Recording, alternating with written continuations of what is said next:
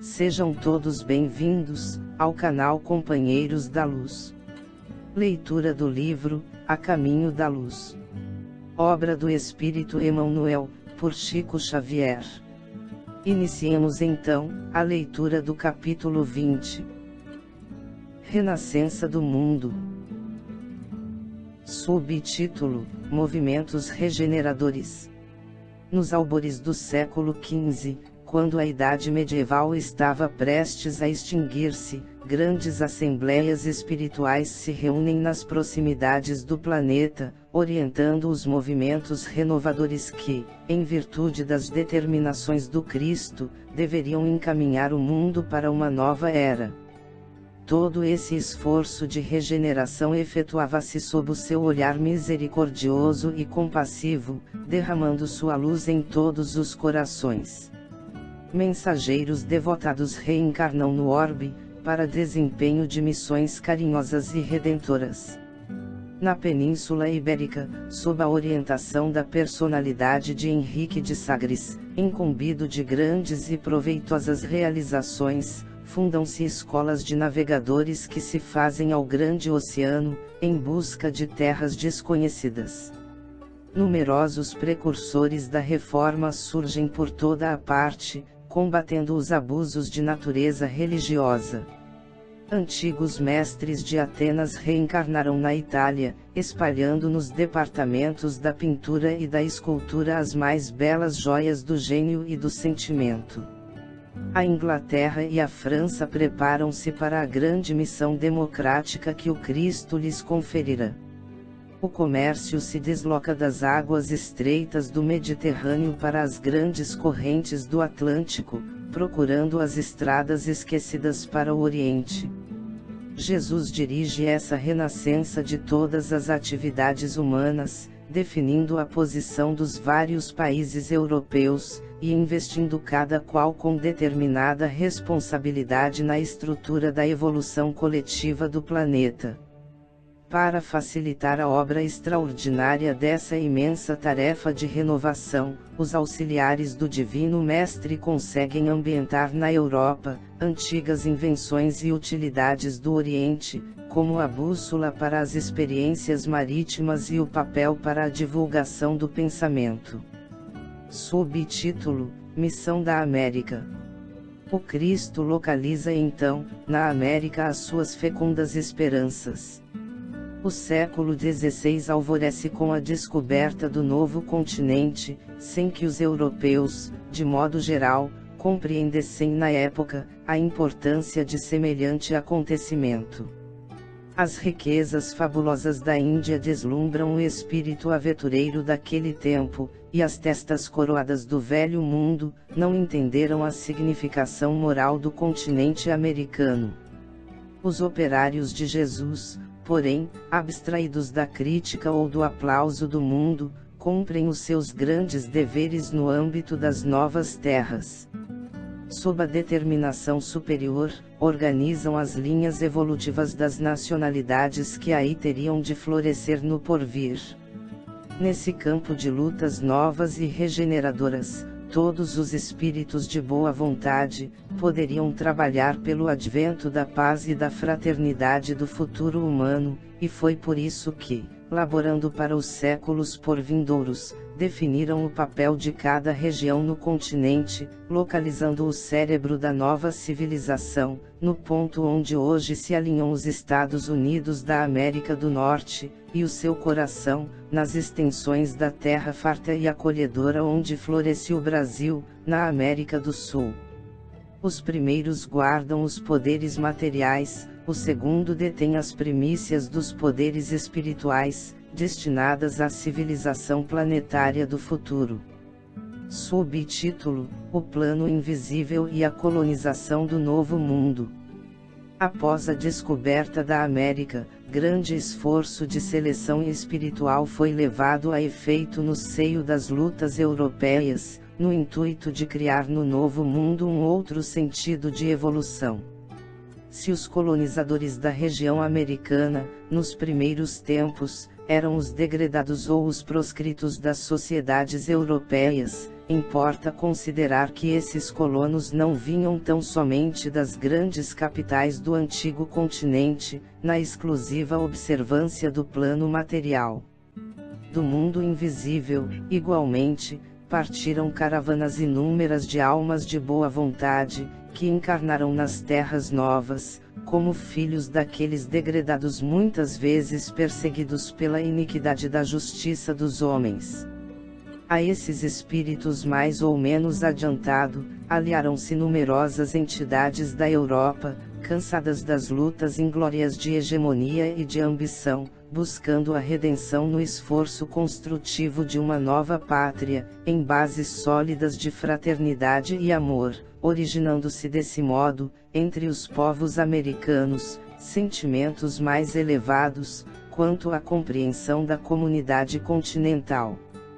Se reconhecemos na América a projeção espiritual da Europa, temos de convir que se trata de uma Europa mais sábia e mais experiente, não só quanto aos problemas da concórdia internacional e da solidariedade humana, como também em todas as questões que significam os verdadeiros bens da vida.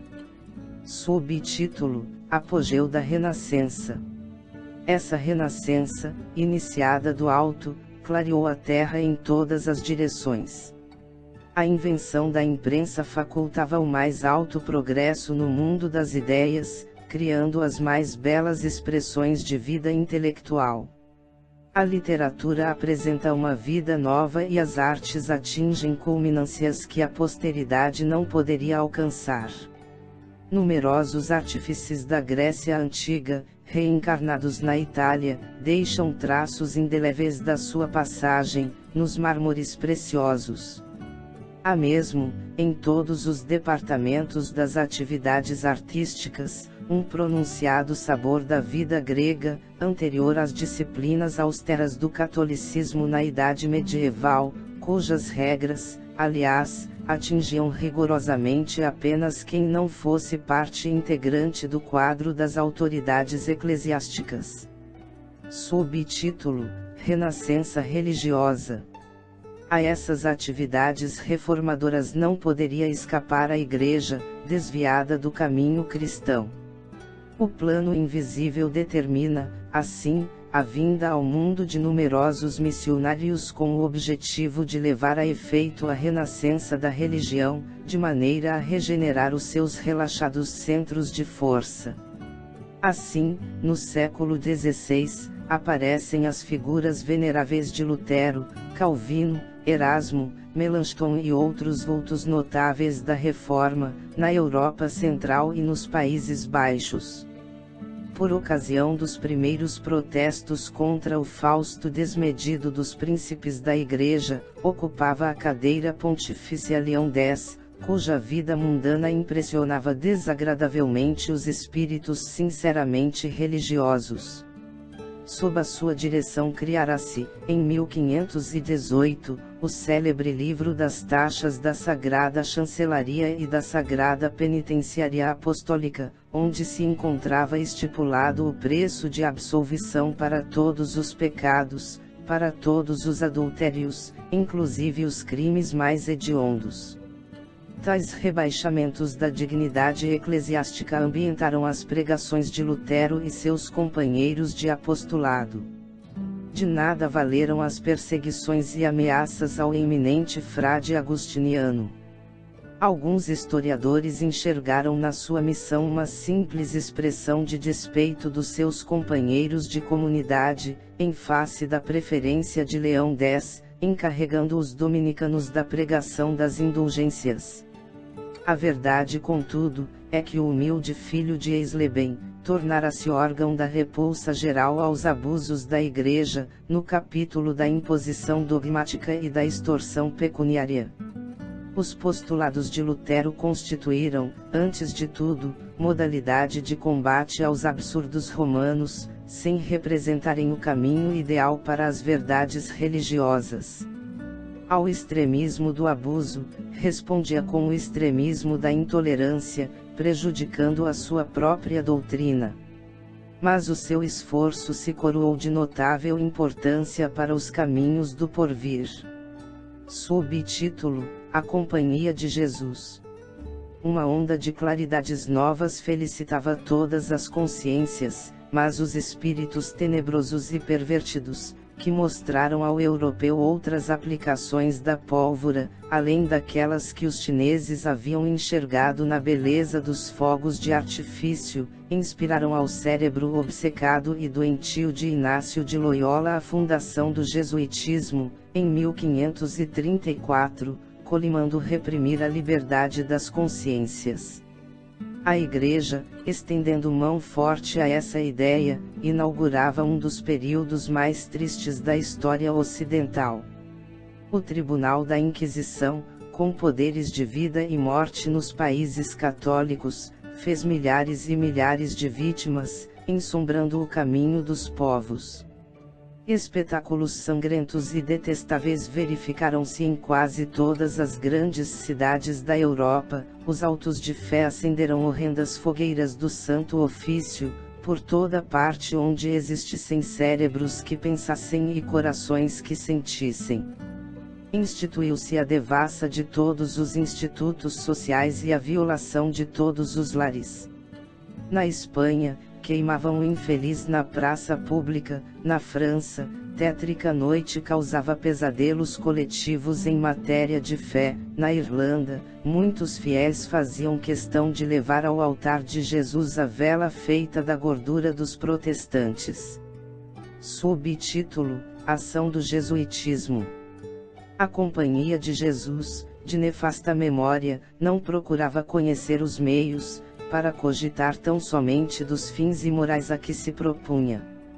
Sua ação desdobrou-se por largos anos de treva, nos domínios da civilização ocidental, contribuindo amplamente para o atraso moral em que se encontra o homem científico dos tempos modernos.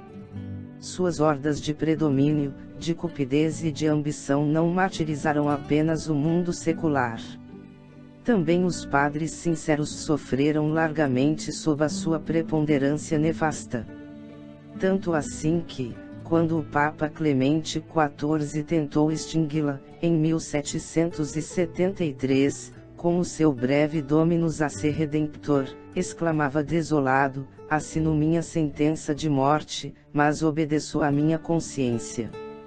Com efeito, em setembro de 1774, o grande pontífice entregava a alma a Deus, no meio dos mais horrorosos padecimentos, vitimado por um veneno letal que lhe apodreceu lentamente o corpo.